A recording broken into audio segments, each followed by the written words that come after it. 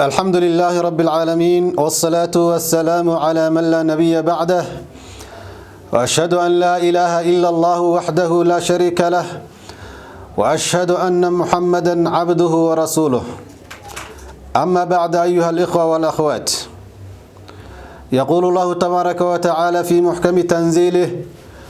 وهو أصدق القائلين بعد أعوذ بالله من الشيطان الرجيم الذين إذا أصابتهم مصيبة قالوا إنا لله وإنا إليه راجعون ولا ليال waxaan rabaa inaan ka hadalno maanta oo maalin jimco ah kadib adduunkii oo arkaysaan in Rabbi subhanahu wa ta'ala uu ku soo rogay bandow Allah subhanahu wa ta'ala asagoo isticmaalayo fayraskaas yarka ee loo bixiyay coronavirus iyo dadka muslimiinta maanta maxaa la gudboon inay yiraahdaan shukran li corona miya la gudboon inay yiraahdaan mise waxa la gudboon inay yiraahdaan la shukran li corona oo yiraahdaan hasbunallahu wa ni'mal wakiil iyo sidii lagu yaqaanay dadka wanaagsan oo Ilaahay subhanahu wa ta'ala adoomadiisa markay musiibo timaado Ilaahay subhanahu wa ta'ala wuxuu ku tilmaamay in ay yihiin kuwa yiraahda inna lillahi wa inna ilayhi raaji'un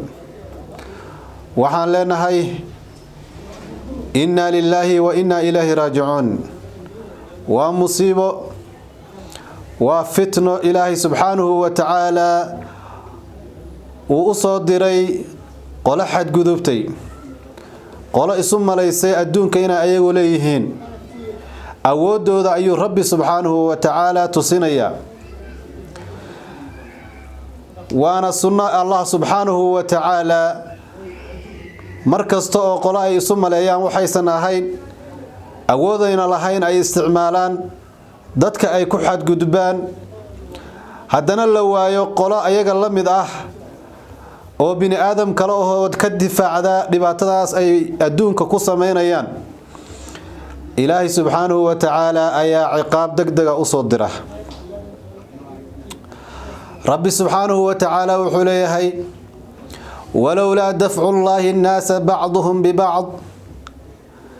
لهدمت صوامع وبيع وصلوات ومساجد يذكر فيها اسم الله كثيرا ولينصرن الله من ينصره إن الله لقوي عزيز هذه أي سنجر لحين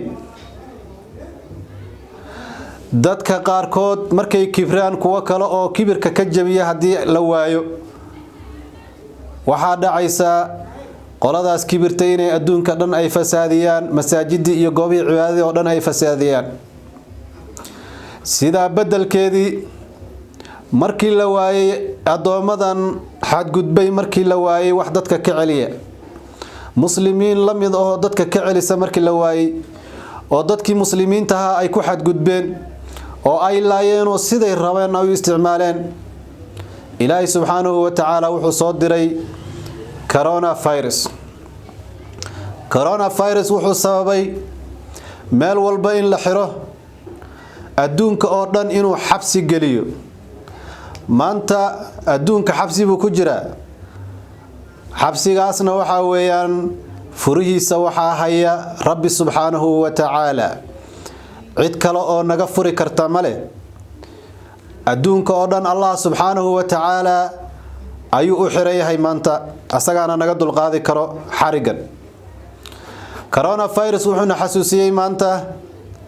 maalinta qiyaamaha Allah subhanahu wa ta'ala adoomadiisa oo dhan meel isugu keenayo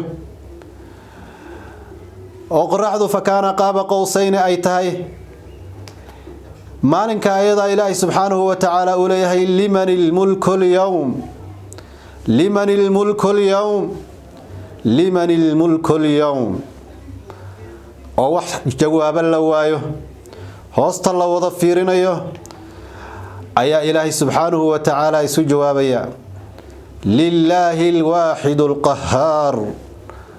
Allah subhanahu wa ta'ala ayaa maalinka boqornimadu u sugnaatay iyo maalin walbaba adduuniya aakhiraba asaga ayaa boqor ah laakiin Ilaahay subhanahu wa ta'ala wuxuu na tusinayaa awoodiisa ayaa marmar waxa weeyaan ayuuna tusinayaa markii aanu kibirno oon xad gudubno lianna allaha yafcalu ma yasha ilaahay subxaanahu wa tacaala siduu doono ayuu sameeyaa qolo kastoo awood sheegato allah subxaanahu wa tacaala ayaa ka awood badan ciidamada ilaahay subxaanahu wa tacaala waa ay fara badan yihiin siduu doono uu isticmaalaa ciidamadiisa qofku doono way asiibaan wayasrifuhu amman yasha qofku doonana ilaahay subxaanahu wa tacaala waa uu ka leexiyaa musiibada noocaas oo kale marka cid ilaahay subxaanahu wa tacaala uu ka badbaadiyay maahan cid ka badbaadaysaa ma leh waxaana loo baahan yahay mar walba caqiidadaada iyo tawakkulkaaga in uu noqdo mid aad u sareeya cid ka baxsan karta ma leh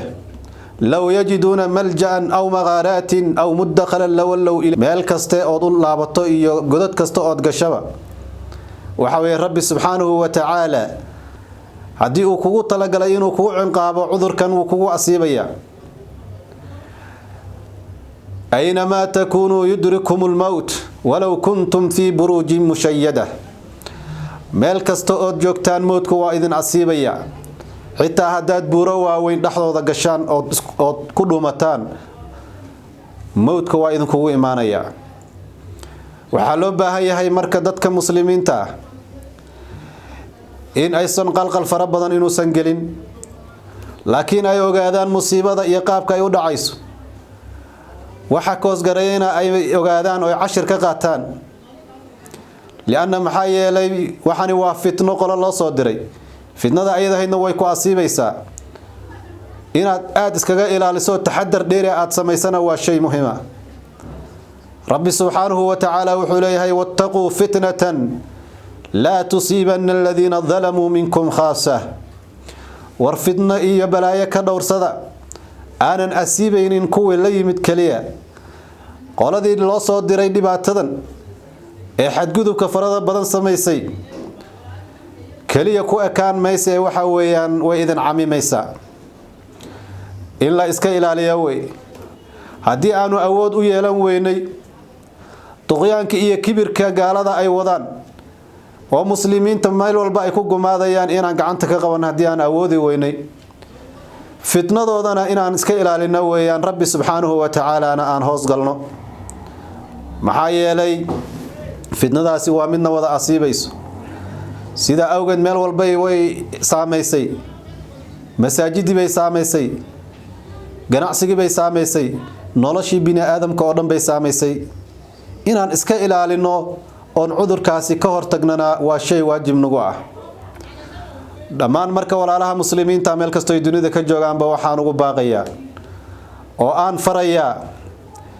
in ilaahay subxaanahu wa tacaala watuubuu ila allahi jamiican dhammaanteen walaalayaal inaan ilaahay subxaanahu wa tacaala u toobad keeno asaga ayaa naga furi karo xabsiga maanta aanu ku jirno adduunka oo dhan wax isu dhaqdhaqaaqaya aysan jirin asagaas inaan hoos galno oo gacmaha aan u taagano ayaa waajib nagu ah cid kale oo cararayna ma leh fa ayna al-mafar fafirru ila allah Allah subhanahu wa ta'ala si dhabaha loogu cararo xadgudubka iyo tuqyaankana hala joojiyo qof kasto muslimana waxa loo baahan yahay dhaqankiisii hore inuu wax ka bedelo si uu uga hortago cudurkan maanta adduunka ku faafay cudurkanina ma kala yaqaano muslim iyo gaalo sida cudurrada fayraska kale aysan u kala aqoonin muslim iyo gaal si aysan u kala aqoonin qof kasto bini aadam ah waa uu ku dhacaya qofkii ilaahay ku asiibo yusiibu bihi man yasha wa yasrifuhu an man yasha idan marka waxa weeyaan walaalayaal cabsida ilaahay subhanahu wa ta'ala ayaan soo dardaarmeynaa meel kasto joogno iyo dadaal iyo juhdi dheeri ah in la bixiyo wabillahi tawfiiq